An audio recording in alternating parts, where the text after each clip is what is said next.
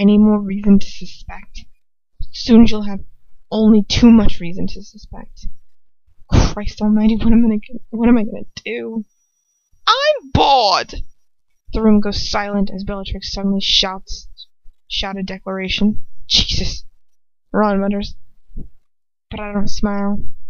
Who knows what Bellatrix could look to for entertainment? I look along the table. Draco's smiling slyly at his aunt. Lucius is no longer looking at me, but rolls his eyes at Draco. At Bellatrix, who has risen from her seat and is staring around the room animatingly. Is our company not enough for you, Bella? Avery drawls, smiling slightly as he raises his goblet to her. I am sorry. I should try to keep you entertained in the future. She waves her hand at him. I never said that you weren't entertaining in yourselves, she says a little too brightly. I just think we could use something to entertain us while we eat. A stone of dread sinks into my stomach as her glittering gaze comes to rest on me. No.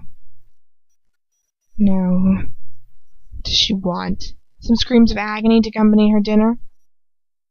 But she doesn't say what I expect her to. I want some music! A small ripple of nervous laughter comes through the room, and a woman I don't recognize speaks up. Well, we could always charm something for you, if you like. Oh, for God's sake, Lucius drawls. Do I have to pander to your every whim, Bella? Are you so unbelievably spoilt that you insist on we interrupt our dinner for your entertainment? I find myself smirking. A mistake. Her eyes rest on me again, and they harden. A smile vanishes from my face as I start to shake. I turn my face frantically to Lucius, but he isn't looking at me anymore. He's glaring at Bellatrix with so much hatred. He knows that I would strangle her. He looks as if he would strangle her if they were alone. But she doesn't notice him. I think the mudblood should sing for us. I feel myself shrivel up inside. Why? Lucius frowns. What the hell for? He says sharply. She whirls around to face him. Why not, Lucius? Why not? I'm sure she has a lovely voice. Quiet, teetering laughter comes from the room, and Bellatrix needs no further encouragement. She strides forward towards me, her walk unsteady, before lunging herself on me and gripping me by the arm, pulling me to my feet. Leave her alone, Ron says, getting to his feet, but I shake my head at him. I don't want him to get hurt because of me again. Shut up, Weasley!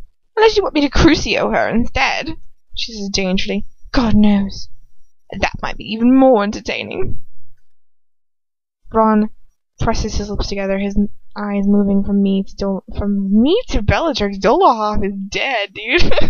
He's panting with it. Oh, you remember when Dolohov was alive? Okay, sorry. He's panting with a huge, triumphant grin on her face. Well, she says, her voice hard and hysterical. Ron's face twists and slowly lowers himself down onto the bench again.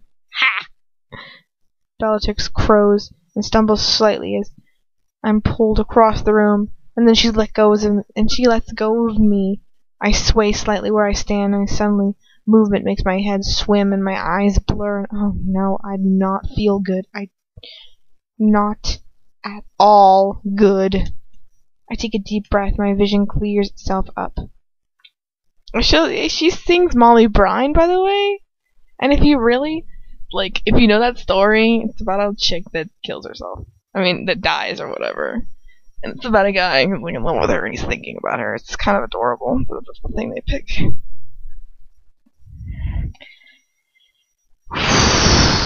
Sing for the lion in them. Okay. Lucius' slate gray eyes are narrowed as he looks from me to Bellatrix. Her face is set. His face is set. He's angry. So unbelievably angry. Angry with her. Bellatrix throws herself down into her chair, smiling and breathless. Well, she demands, one eyebrow sitting, raising, her lips curled in a sadistic smirk. What are you waiting for? Sing! Oh God, this cannot be happening. I can't do this. Not in front of all these horrible people. I swallow down hard, my lower lip trembling. Please. I can't. She claps her hands together, letting out a kind of high-pitched squeal. She's so modest. Her voice hardens. But if you don't seem to understand me, I want some entertainment, and you singing for us would certainly be that. And what I want, I get. Bellatrix. Lucius cuts in, his voice a silver blade of warning. You don't need entertainment this badly. Leave the mudblood be. She ignores him, her eyes narrowing with rage. Sing! I said! Sing!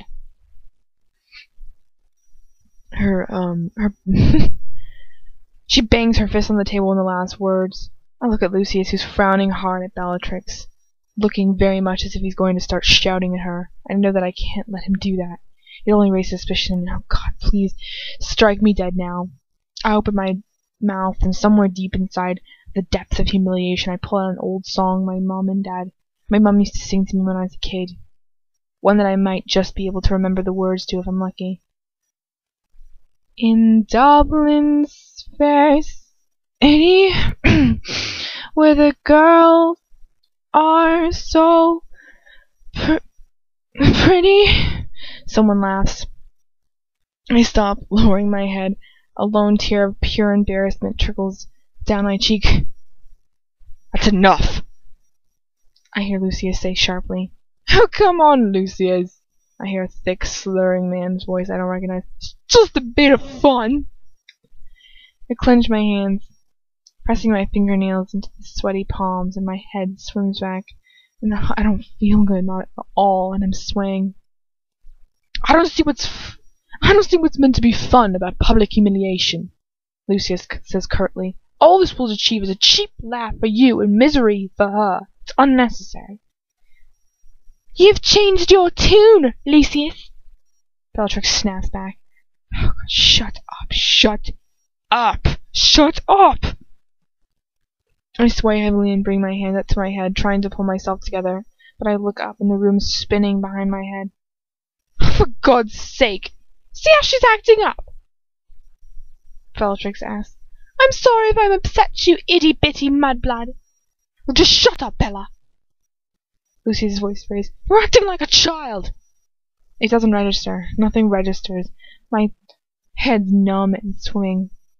And it's like I'm falling through water and I can't see. A scrape of a chair. Mudblood? Lucy's voice is the last thing I hear before I keel over sideways onto the darkness. Excuse me. Leave her alone. She's only fainting. She'll be fine. No. Thanks to you. Just go back to your... No thanks to you. No thanks to you. Just go back downstairs. I'll join you shortly. Darkness. Just darkness and their voices. But warmth, too. Something soft under my back. You expect me to just leave you alone here with her? Don't make me laugh. You expect me just to leave you here... leave you here alone. You expect me to just leave you here alone with her? Don't make me laugh. Oh, for God's sake. Haven't you done enough this evening? Just go, get out, and try not to make a bigger fool out of yourself than you already have. When you get back downstairs. I curl my fingers up, feeling a familiar, slightly coarse material under my palms. My bed cover. You dare to talk to me like that? I'll talk to you any way I please. He switched the words at her. You're nothing but a parasite. A pause. My head's full of fog, and it's drumming like a dull ache. We've got guests, Lucius. She hisses. Do you really want me to go downstairs and make a little announcement about how you're up here with her? I'm sure they'll find it most interesting. Not to mention incredibly. I'm sure he'll find it most entertaining. Not to mention incredibly interesting. Fine, he says. Go ahead. If you insist on spreading your malicious lies amongst your friends, then I'll find myself having a similar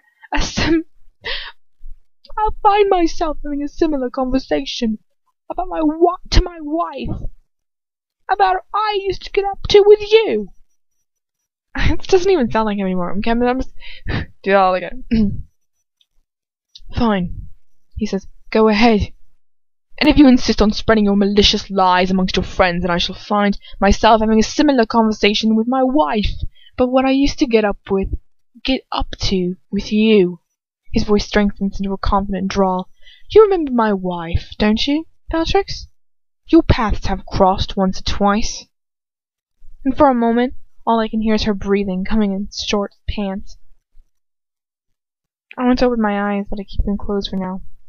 Enjoy your little mudblood whore, won't you?